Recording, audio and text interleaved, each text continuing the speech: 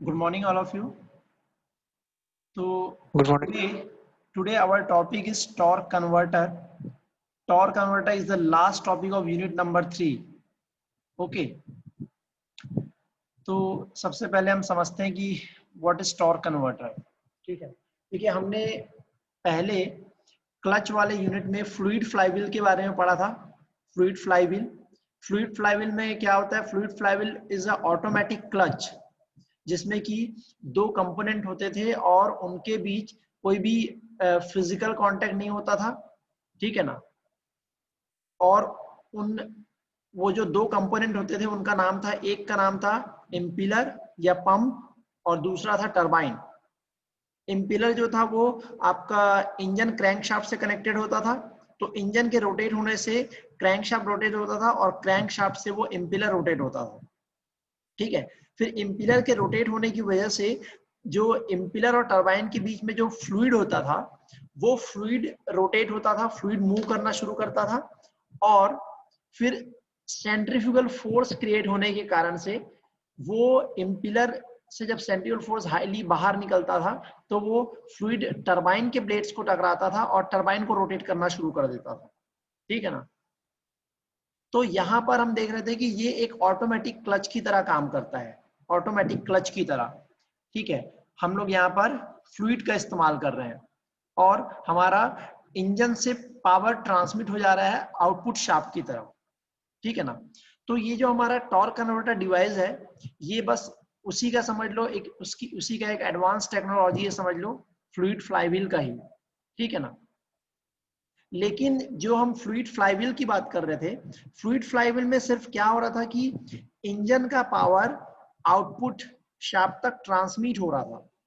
वहां पर सिर्फ पावर का ट्रांसमिशन हो रहा था लेकिन टॉर्क कन्वर्टर कन्वर्ट नहीं हो रहा था, मतलब टॉर्क का मल्टीप्लिकेशन नहीं हो रहा था. ठीक है ना. लेकिन अभी हम जो पढ़ेंगे टॉर्क कन्वर्टर, इसमें पावर ट्रांसमिट होने के साथ साथ टॉर्क मल्टीप्लाई भी होगा, मतलब टॉर्क इंक्रीज होगा. ठीक है ना. तो कैसे इंक्रीज होगा? तो टॉर्क कन्वर्टर में भी वही डिवाइस होंगे, इम्पिलर जिसको पंप भी कहते हैं, जो कि इंजन क्रैंकशाफ्ट से कनेक्टेड होगा. और दूसरा डिवाइस जो है वो है टरबाइन, जो कि आउटपुट शाफ्ट से कनेक्टेड होगा. ठीक है ना. सेम एक्शन होगा. When the engine starts to rotate, crankshaft will rotate and crankshaft will turn the impeller, and when the oil is filled between the impeller and turbine, that will starts to flow, and because of this centrifugal force, uh, apply force to the turbine blades, और उसकी वजह से turbine का blade भी rotate होना शुरू हो जाएगा. ठीक है ना. सेम वैसे ही फंक्शन है, लेकिन यहाँ पर टॉर्क मल्टीप्लाई हो रहा है. तो टॉर्क मल्टीप्लाई होने के लिए हमने इम्पिलर और टरबाइन के बीच में एक और छोटा सा डिवाइस लगा दिया है जिसको हम कहते हैं स्टेटर या रिएक्टर कहा जाता है. ठीक है ना. तो अगर हम स्टेटर को हटा दें तो ये फ्लूइड फ्लाईव्हील का ही काम करेगा. ठीक है ना. पावर को ट्रांसमिट करेगा. लेकिन अगर इसमें हमने स्टेटर को ऐड कर दिया तो ये टॉर्क कन्वर्टर बन जाएगा. ठीक है ना. और टॉर्क को मल्टीप्लाई करके हाई स्पीड प्रोवाइड करता है. ठीक है ना. इसके हम वर्किंग और कंस्ट्रक्शन को वन बाय वन समझते हैं. ठीक है ना. सबसे पहले what does a torque converter do. ठीक है ना. What does a torque converter do. तो हम उसको देख लेते हैं कि टॉर्क कन्वर्टर क्या करता है. तो मैंने वैसे भी आपको एक्सप्लेन कर दिया है. A torque converter uses a fluid coupling to transfer engine power to the transmission. ठीक है ना. ये पहले मैंने बताया. Torque is also multiplied. यही इसका इंपॉर्टेंट पॉइंट है कि इसमें टॉर्क मल्टीप्लाई भी हो रहा है, जो कि फ्लूइड कपलिंग में नहीं होता था. ठीक है ना. Multiplied to avoid the loss of power that comes with the fluid transfer. हमको मालूम है कि फ्लूइड का जो रोटेशन हो रहा है, क्योंकि यहाँ पर कोई फिजिकल कांटेक्ट नहीं है, तो कहीं ना कहीं पावर का लॉस होगा बिकॉज ऑफ द स्लिपिंग की वजह से. तो उसको हम अवॉइड करने के लिए टॉर्क का मल्टीप्लाई करते हैं, जिसके लिए हमने एक स्टेटर डिवाइस लगाया हुआ है. There isn't mechanical interruption unlike the clutch system in a manual transmission. ठीक है ना. This means seamless gear changes that don't require any input from the user. ठीक है ना. गियर चेंजेस के लिए यहाँ पर कोई इनपुट हमको देने की जरूरत नहीं पड़ती है, ठीक है ना। टॉर्क कन्वर्टर जो होता है वो आपका ऑटोमेटिक ट्रांसमिशन में यूज होता है ना, ऑटोमेटिक ट्रांसमिशन में, जहां पर आपको गियर बॉक्स को मैनुअली ऑपरेट नहीं करना पड़ता, उस जगह पर इसका इस्तेमाल होता है। जनरली लग्जरियस कारों में, स्पोर्ट्स कारों में इसका इस्तेमाल होता है। To keep the power output of the engine in optimal range, the torque converter multiplies torque at low RPM। ठीक है ना, मैंने बताया कि ये टॉर्क को मल्टीप्लाई कर देता है लो आरपीएम में। This is required to have enough power for acceleration. While a car is in operation, the engine must always be running. However, when the vehicle stops, the wheels, axles and drive shaft are no longer spinning। ठीक है, ये वही चीज बता रहा है कि जब आपका इंजन ऑन है और आपने गाड़ी को स्टॉप कर दिया है तो इंजन तो चलता रहेगा, ठीक है, लेकिन आगे का जो कंपोनेंट्स है जैसे कि व्हील्स है, एक्सल है, ये सब नहीं रन करते हैं, ठीक है ना। इस चीज में बहुत इसका इंपॉर्टेंट रोल है टॉर्क कन्वर्टर का। The engine crank shaft must be allowed to continue to spin while the drive shaft is stationary। ठीक है, a torque converter allows the engine and transmission to rotate independently one of one another। ठीक है ना, this keeps the vehicle from stalling when it's at a stop। ठीक है, तो ये torque converter का फंक्शन होता है। इसको हम और अच्छे से डिटेल में समझते हैं, इसके हम कंपोनेंट्स वगैरह को देख करके। ठीक है, देखो टॉर्क कन्वर्टर के जो कंपोनेंट्स है, इसका डायग्राम देखो, ये इसका डायग्राम है, ठीक है।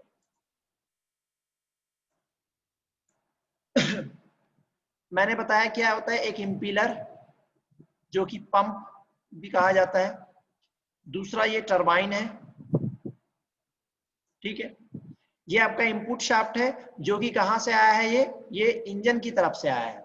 देखो अरेंजमेंट इसका ध्यान से देखो, ये इनपुट शाफ्ट है और ये टॉर्क कन्वर्टर की हाउसिंग है। ये जो दिख रहा है this is the housing of torque converter जो कि लेफ्ट साइड में है, और हमारा इम्पीलर जो है वो राइट साइड में है, ठीक है ना। ये इसका अरेंजमेंट है, लेकिन इम्पीलर कनेक्टेड किससे है, हाउसिंग के हेल्प से वो इनपुट शाफ्ट से कनेक्टेड है, मतलब इंजन के क्रैंक शाफ्ट से कनेक्टेड है वो, ठीक है।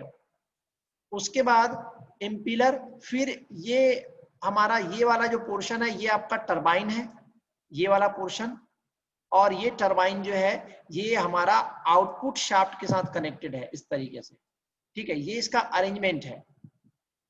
और फिर उसमें एक लगा हुआ है स्टेटर, मैंने जो बताया स्टेटर, ये स्टेटर है जो कि इम्पीलर और टरबाइन के बीच में लगा होता है, ठीक है ना, स्टेटर। और स्टेटर में एक होता है फ्री व्हील, फ्री व्हील मतलब इसमें एक फ्री व्हील क्लच जैसा लगा होता है जो कि स्टेटर को सिर्फ एक ही डायरेक्शन पे मूव होने को अप्लाई करता है, रोटेट होने के, अपोजिट डायरेक्शन पे वो रोटेट नहीं होने देता है। तो ये हो गए इसके कंपोनेंट्स, ठीक है ना। ये डायग्राम आपको बनाना है एग्जाम में,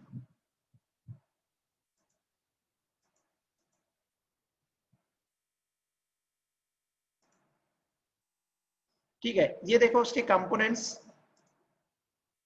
सबसे पहला इम्पीलर, ठीक है ना, impeller, then turbine, stator, then fluid and lockup clutch। These are the components of torque converter। So what is the function of impeller? The component that is connected to the engine, the component that is connected to the engine, ठीक है ना। मैंने बताया था कि इम्पीलर जो होता है वो इंजन से कनेक्टेड होता है with the help of crankshaft. The engine's crankshaft turns the flex plate, ठीक है ना। इसके अरेंजमेंट में क्रैंकशाफ्ट जो होता है एक प्लेट से कनेक्टेड होता है जिसको फ्लैक्स प्लेट बोलते हैं, और ये फ्लैक्स प्लेट जो होता है ये आपका टॉर्क कन्वर्टर की हाउसिंग से कनेक्टेड होता है, ठीक है ना। और टॉर्क कन्वर्टर की हाउसिंग के साथ जो है इम्पीलर को वेल्ड किया जाता है। ये देखो, the engine crankshaft turns the flex plate which turns the entire torque converter housing। The impeller is welded to the torque converter housing। तो impeller भी रोटेट होगा, ठीक है ना। Therefore, the impeller always rotates at the same speed as the engine. The impeller is also known as pump.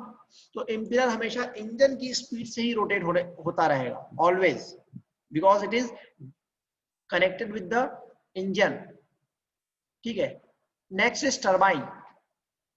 The turbine receives the force exerted by the impeller and mirrors its movement. बोल रहा है turbine जो होता है वो जो impeller force exert करता है, सेंट्रीफ्यूगल फोर्स, ठीक है, उसको रिसीव करता है और एंड मिरर्स इट्स मूवमेंट, और उसके मूवमेंट को एज इट इज कॉपी करने लगता है, मिरर करने लगता है, ठीक है ना. तो टरबाइन भी रोटेट होना शुरू कर देता है, mirrors its movement. When the turbine spins, जैसे ही टरबाइन स्पिन होता है, turbine spins, it drives the input shaft of the transmission, ठीक है ना. Unlike the impeller, the turbine can spin freely at any speed, ठीक है ना. टरबाइन भी फ्री होता है किसी भी स्पीड में मूव होने के लिए. It does not spin at all when the vehicle is stopped. जब व्हीकल स्टॉप है उस समय टरबाइन रोटेट नहीं होगा, ठीक है ना, उस समय टरबाइन रोटेट नहीं होगा, ध्यान रखेंगे. उस समय इम्पेलर रोटेट होता रहेगा but turbine is not rotating when the vehicle is in is stopped, ठीक है ना. तो ये हो गया टरबाइन. टरबाइन जो होता है वो इम्पेलर ने जो फोर्स अप्लाई किया, आउटवर्ड फोर्स, उसकी वजह से वो रोटेट होता है, ठीक है. Then third component is stator. The stator sits between impeller and turbine. Stator जो होता है इम्पेलर और टरबाइन के बीच में रहता है. It's component that actually makes the device a torque converter. और स्टेटर ही वो एक कंपोनेंट है जो एक्चुअली इसको टॉर्क कन्वर्टर डिवाइस बनाता है. अगर स्टेटर को हटा दिया जाए तो ये एक रेगुलर फ्लूइड कपलिंग होगा, जो कि हम पढ़ चुके हैं, फ्लूइड कपलिंग, फ्लूइड फ्लाईव्हील जिसको कहते हैं, मतलब ऑटोमेटिक क्लच. और जब हमने इसमें स्टेटर लगा दिया तो ये टॉर्क कन्वर्टर बन जाता है. The stator receives fluid from the turbine and flings it back towards the impeller, multiplying the amount of torque produced. ठीक है ना. देखो जब इंजन रोटेट होगा, क्रैंक शाफ्ट रोटेट होगा, क्रैंक शाफ्ट से फ्लैक्स प्लेट रोटेट होगा, फ्लैक्स प्लेट से टॉर्क कन्वर्टर की हाउसिंग रोटेट होगी, टॉर्क कन्वर्टर की हाउसिंग के साथ इंपेलर वेल्डेड है तो इंपेलर रोटेट होगा.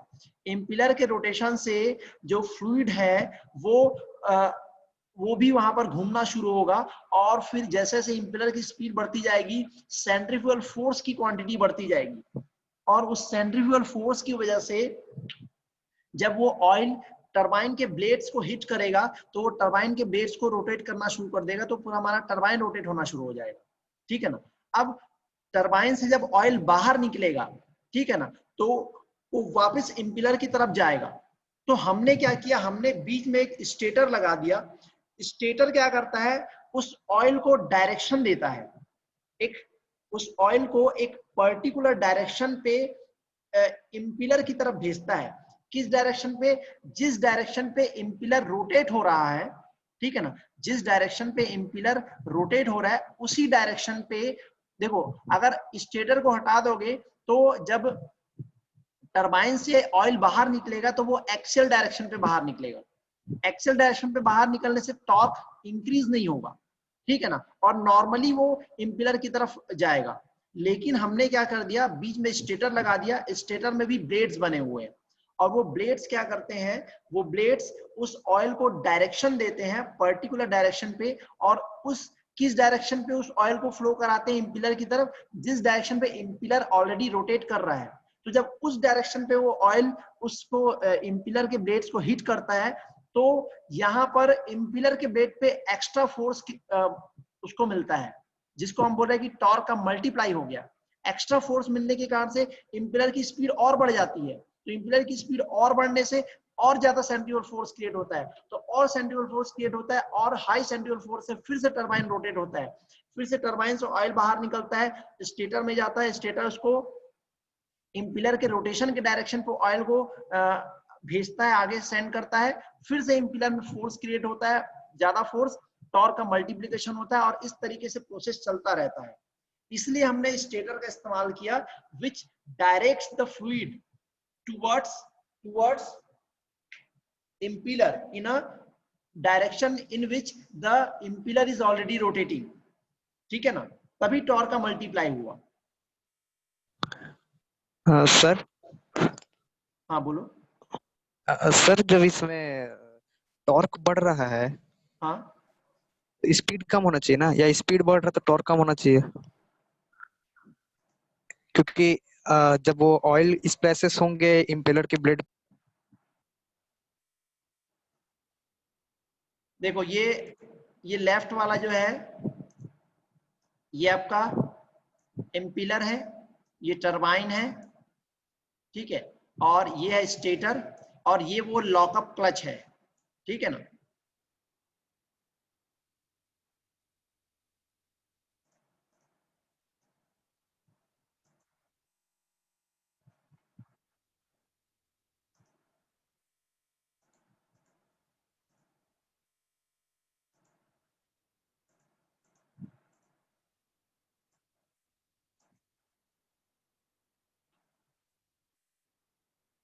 ये है इम्पिलर,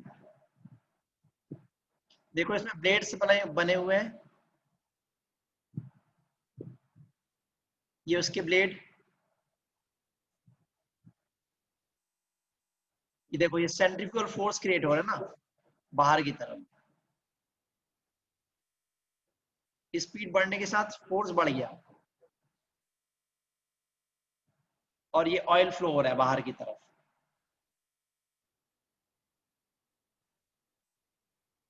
ये टरबाइन, उसके भी ब्लेड्स,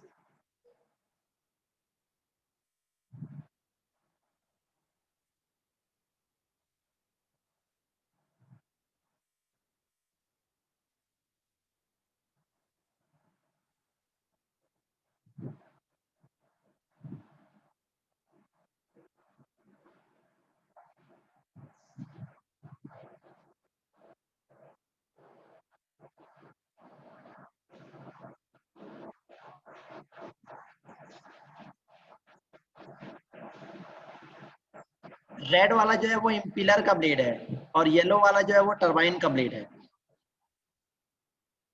देखो इस तरीके से हो रहा है, लेकिन अभी ये फ्लूइड कपलिंग का काम कर रहा है, ठीक है ना। इसको अगर टॉर्क कन्वर्टर बनाना है तो बीच में हमको स्टेटर डिवाइस लगाना पड़ेगा, स्टेटर,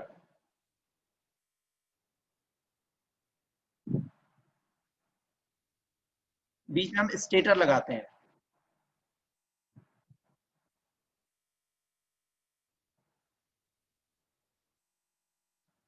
ये रहा स्टेटर, ये टॉर्क को मल्टीप्लाई करेगा और इम्पिलर को एक पर्टिकुलर डायरेक्शन प्रोवाइड करके देगा उस ऑयल को, फ्लूइड को। इसमें भी ब्लेड्स बने हुए हैं,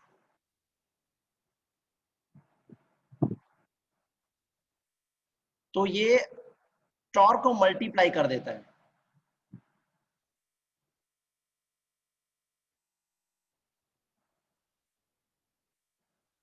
ये उसकी हाउसिंग है जिससे कि इम्पिलर कनेक्टेड है, देखो हाउसिंग से इम्पिलर कनेक्टेड है राइट साइड में, और इधर टरबाइन होगा, और ये लॉकअप क्लच जो कि टरबाइन और इम्पिलर को लॉक कर देगा।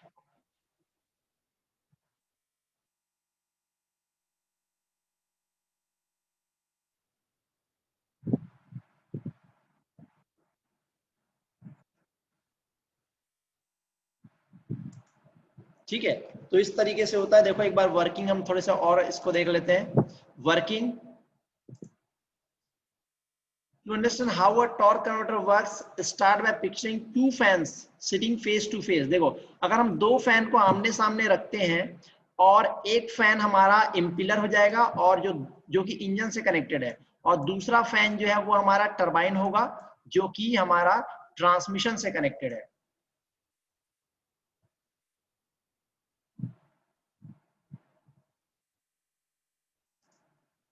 ठीक है, अब हमने क्या किया, अगर इम्पिलर वाले फैन को प्लग इन किया हुआ है, मतलब उसको पावर दे रहे हैं हम कहीं से, और उसको हम रोटेट करते हैं, तो क्या होगा, टॉर्क कन्वर्टर की तरह ही ये हमारा दूसरा फैन भी रोटेट होने लगेगा, ठीक है ना।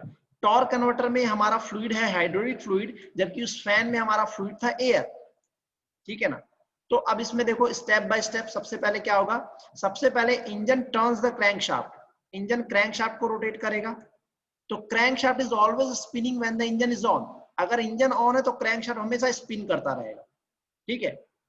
Then the crankshaft spins the flex plate, मैंने बताया कि क्रैंकशाफ्ट जो होता है फ्लैक्स प्लेट से कनेक्टेड होता है, और फ्लैक्स प्लेट जो होती है वो टॉर्क कन्वर्टर की हाउसिंग से अटैच होती है, which is attach to the torque converter housing, ठीक है।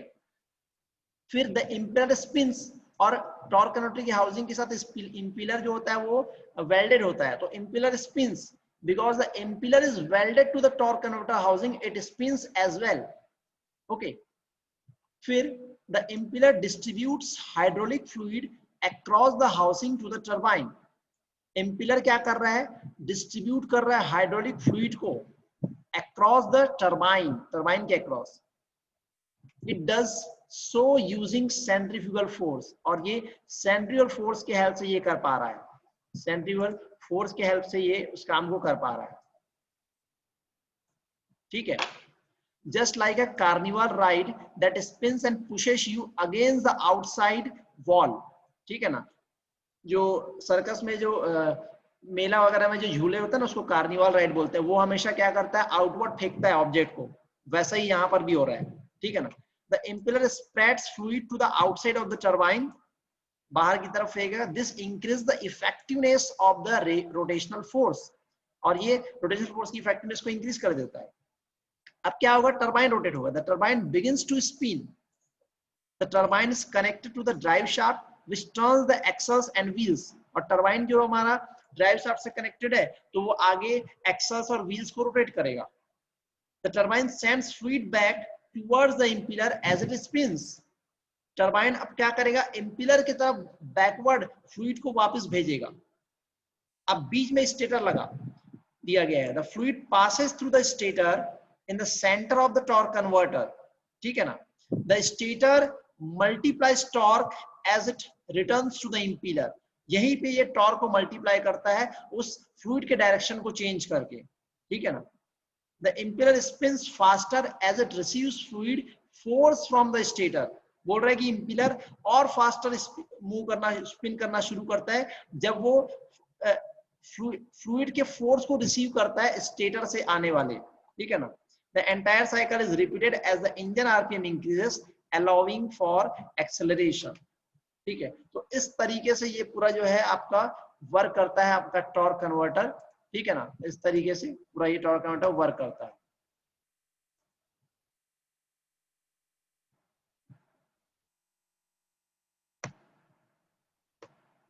ठीक है ना, तो इस तरीके से ये पूरा काम करता है, ये उसके पूरे कंपोनेंट्स हो गए, ठीक है, डिफरेंट डिफरेंट उसके कंपोनेंट्स हो गए, और ये हमारा टॉर्क कन्वर्टर है। तो इस तरीके से हमारा जो है यहाँ पर यूनिट नंबर 3 भी कंप्लीट हो जाता है, ठीक है।